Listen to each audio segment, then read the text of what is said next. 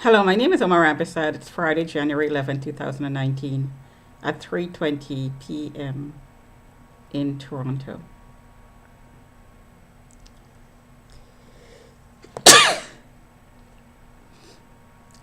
And as usual, as soon as I start talking, I start sneezing, coughing, itching. Sorry. So I'm sorry about the time delay, as usual. Again, there is a time delay in my camera, and it happens only when I'm doing these vlogs. So I'm going to talk about the tweets that I'm um, submitting this morning that I made about, excuse me, distraction. That I made about experimentation. And I'm going to hold this detector in my hand. Um, yeah, distractions. This is what is making me sneeze, actually, when it's aimed at my nose or my eyes. And that's my hand. Speaking of distractions, both hands. So, right. So, what was I talking about? Yeah. So, the comments that I posted on my Twitter account this morning, those were mine. So, I talked about Rahini Bessasa and experimentation. So, in my case, as I said in some of my previous blogs, I am being experimented with. And the experiment started years ago. And part of that experimentation is to try to convert me into some sort of a sex slave or a prostitute remotely. And then the plan was to do it remotely and then physically. So, in order to start that program, I was painted as a prostitute to start with. And then the propaganda campaign started, where people were informed, quote unquote, that I was a real prostitute and they're cleaning up the street. So that was the frame in which the experiment was to be run. So once that frame was put into place, data, and I'm going to say data, not information. Information presumes truth. I'm going to say data. It was accumulated, and is still being accumulated, that would be relied upon by the cops, of course, the ones who are taking part in the program, to submit to judges, magistrates for warrants and for charges. So this was a backup plan. So the frame was put in place and the data accumulated to criminalize me and to dispose of me when the experiment was over. This is not paranoia and delusional thinking, as I was told.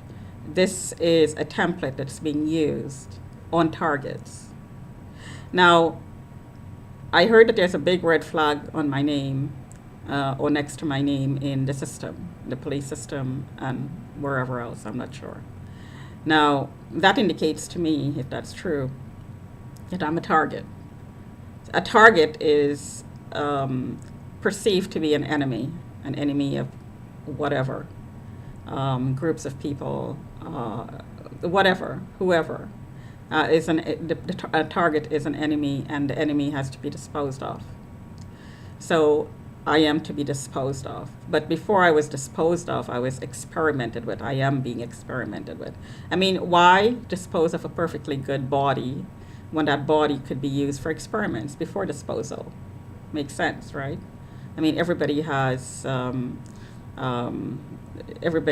use in the system. You have to be put to use. So the accumulation of information was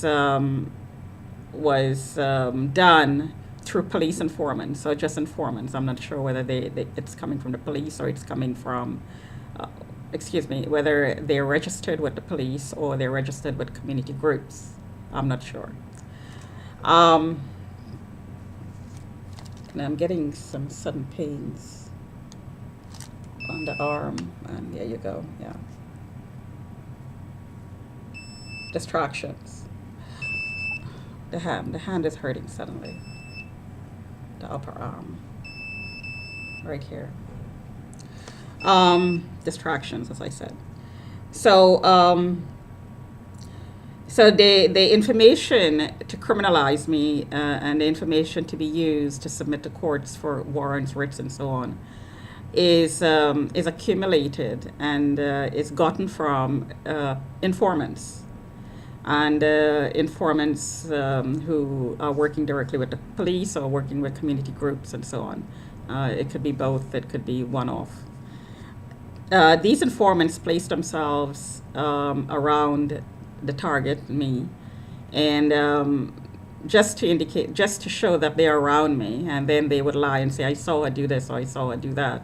Or they would instigate situations and make up scenarios in which I will react, and then they would report the reaction as signs of mental illness. And, in other words, they incite your anger. They try to incite you to violence, which I think they did to Rohini Besasar.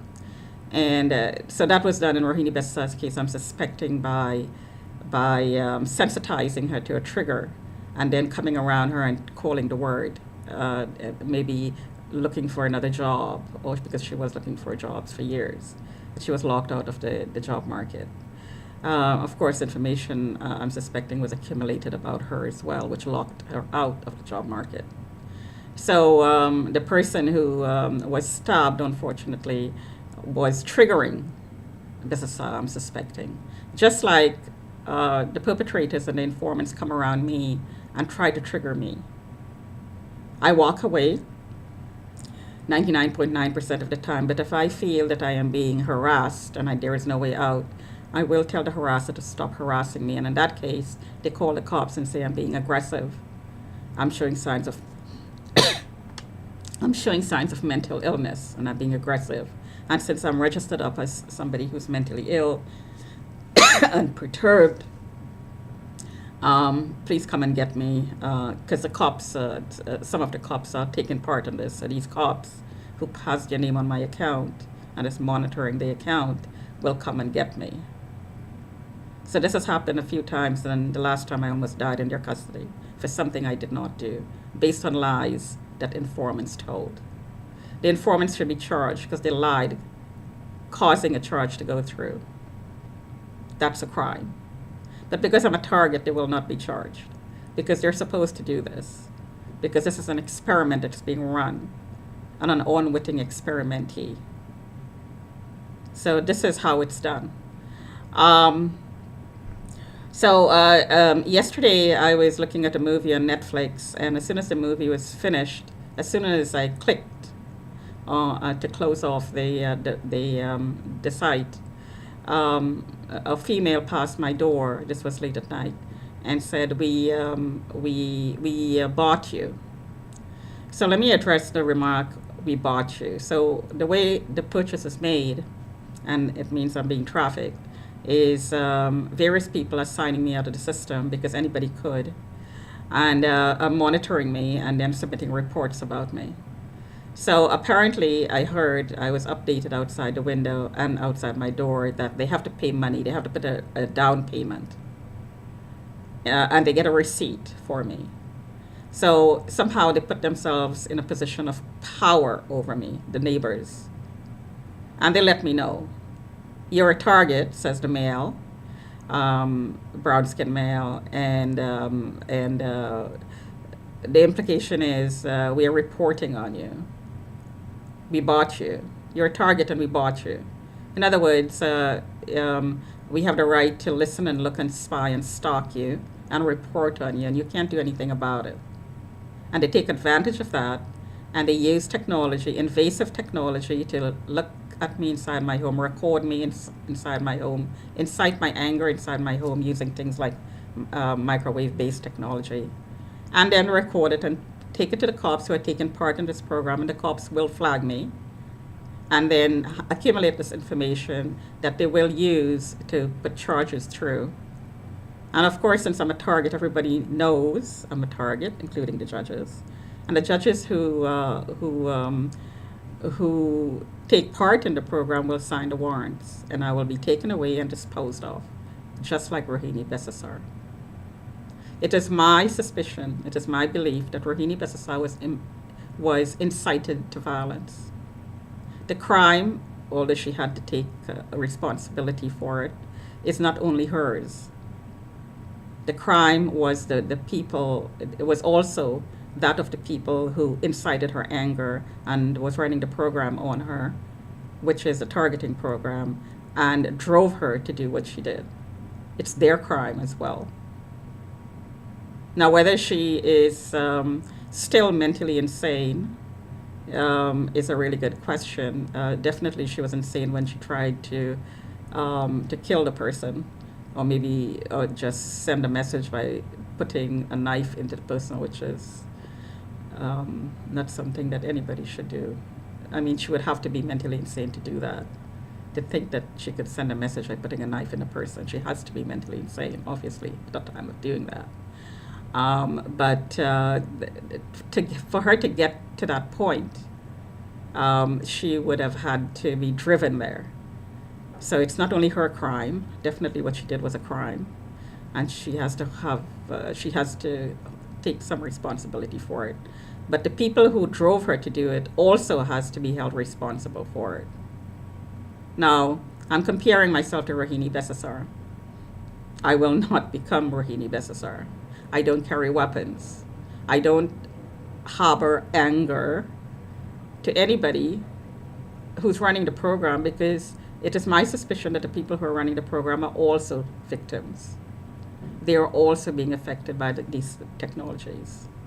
So it's useless to harbor anger against these people because they're victims, they're being used. And also, I'm speaking out and putting myself out there. I mean, comparing myself to somebody who tried to kill somebody is not something that that I would normally do. However, there are other